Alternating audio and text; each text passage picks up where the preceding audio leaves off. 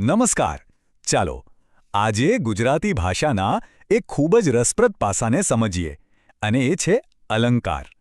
આ અલંકાર જ છે જે ભાષાને જીવંત, સુંદર અને વધુ પ્રભાવશાળી બનાવે છે. જરા આ વાક્ય જુઓ. દમયંતીનું મુખ ચંદ્ર જેવું છે. સાવ સાદું લાગે, બરાબર? પણ એમાં જે સુંદરતા છે એનું કારણ શું? એ ફક્ત શબ્દો નથી, પણ એની અંદર છુપાયેલી એક કલાત્મક સરખામણી છે. તો આ સુંદરતાનું રહસ્ય છે અલંકાર.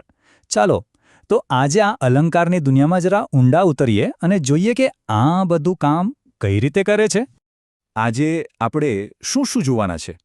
પહેલાં તો અલંકાર એટલે શું, એના મુખ્ય પ્રકારો કયા છે, પછી ઉપમેય અને ઉપમાન, આ બે ખૂબ જ મહત્વના શબ્દો સમજીશું.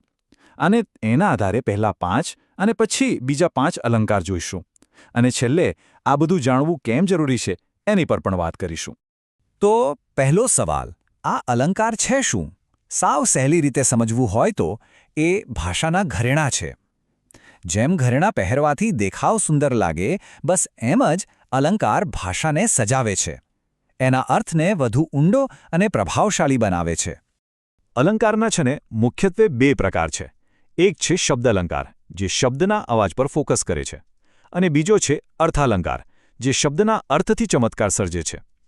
આજે આપણે આ બીજા પ્રકાર એટલે કે અર્થાલંકાર પર જ વાત કરવાના છીએ. હવે અર્થાલંકારને સમજવા માટે 2 શબ્દોને બરાબર પકડી લેવા પડશે. આ 2 શબ્દો છે ઉપમેય અને ઉપમાન. આ 2 શબ્દો સમજાઈ ગયા ને તો ઘણા બધા અલંકાર એકદમ સહેલા લાગશે. તો પહેલો શબ્દ છે ઉપમેય. ઉપમેય એટલે શું? એટલે જે વસ્તુની વાત થઈ રહી છે, જેની સરખામણી આપણે કરવાના છીએ. એમ સમજો કે એ આપણા વાક્યનો હીરો છે. અને બીજો શબ્દ છે ઉપમાન. ઉપમાન એટલે જેની સાથે આપણે સરખામણી કરી રહ્યા છીએ. કોઈ જાણીતી, સુંદર કે શ્રેષ્ઠ વસ્તુ, જેનો આપણે દાખલો આપીએ છીએ. ચાલો પાછા પહેલા ઉદાહરણ પર જઈએ. દમયંતીનું મુખ ચંદ્ર જેવું છે. અહીં કોની વાત થાય છે? દમયંતીના મુખની. તો એ થયું આપણું ઉપમેય. અને એની સરખામણી કોની સાથે થઈ રહી છે? ચંદ્ર સાથે. તો ચંદ્ર થયું ઉપમાન. છે ને એકદમ સરળ? બસ આ ઉપમેય અને ઉપમાનને મગજમાં ફિટ કરી લો.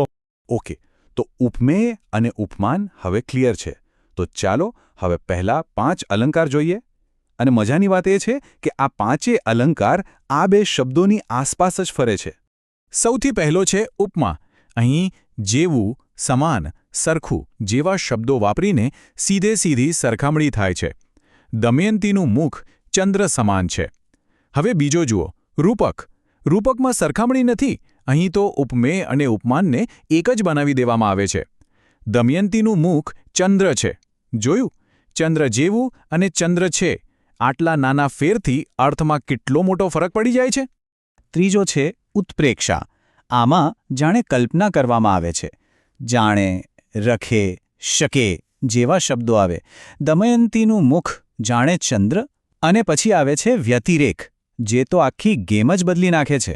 અહીં ઉપમેયને ઉપમાન કરતાં પણ ચડિયાતું બતાવાય છે. દમયંતીનું મુખ તો ચંદ્ર કરતાં પણ વધારે સુંદર છે. અને આ ગ્રુપનો 5મો અલંકાર છે અનન્વય. આ બહુ મજેદાર છે. જ્યારે ઉપમેય એટલું ખાસ હોય કે એની સરખામણી કરવા જેવું દુનિયામાં બીજું કંઈ મળે જ નહીં, ત્યારે એની સરખામણી પોતાની સાથે જ થાય. સૌથી ઉત્તમ ઉદાહરણ છે માં તે માં. બસ એની સરખામણી બીજા કોઈ સાથે થઈ જ ન શકે. તો જોયું, આ 5 અલંકાર ઉપમેય અને ઉપમાનના સંબંધની અલગ અલગ રીત છે. ક્યાંક સીધી સરખામણી, ક્યાંક બંને એક જ છે, ક્યાંક કલ્પના, ક્યાંક એકબીજાથી ચડિયાતું, તો ક્યાંક એના જેવું બીજું કોઈ જ નહીં. એક જ વાતને કહેવાની કેટલી બધી રીતો છે. સારું, તો સરખામણીની દુનિયામાંથી હવે થોડા બહાર આવીએ અને બીજા કેટલાક રસપ્રદ અલંકારો જોઈએ. આ અલંકારો ભાષામાં એક અલગ જ સ્વાદ ઉમેરે છે.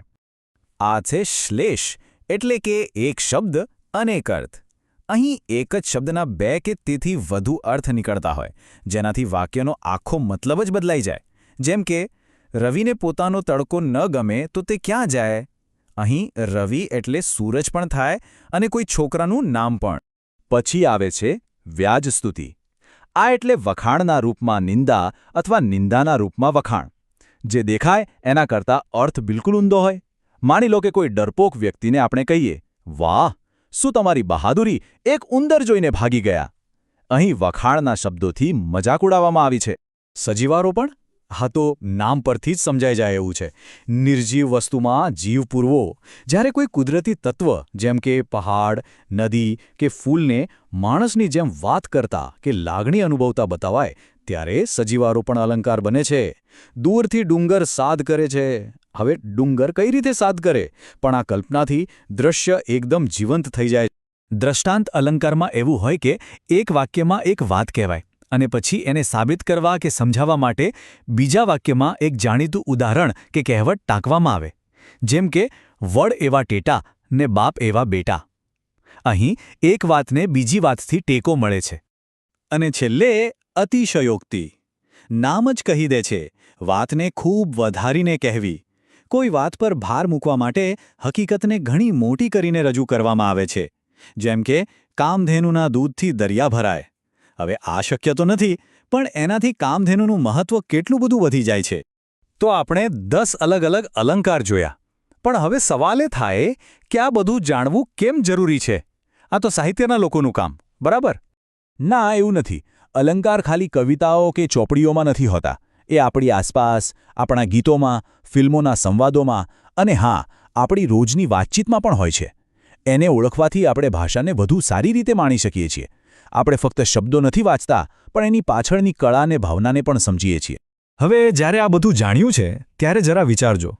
રોજબરોજના જીવનમાં વાતચીત કરતાં કરતાં જાણીએ અજાણીએ આપણે પોતે આમાંથી કયા કયા અલંકારનો ઉપયોગ કરીએ છીએ. કારણ કે ભાષાની આ કળા કોઈ ચોપડીમાં કેદ નથી. એ તો આપણા સૌના વિચારો અને શબ્દોમાં ધબકે છે.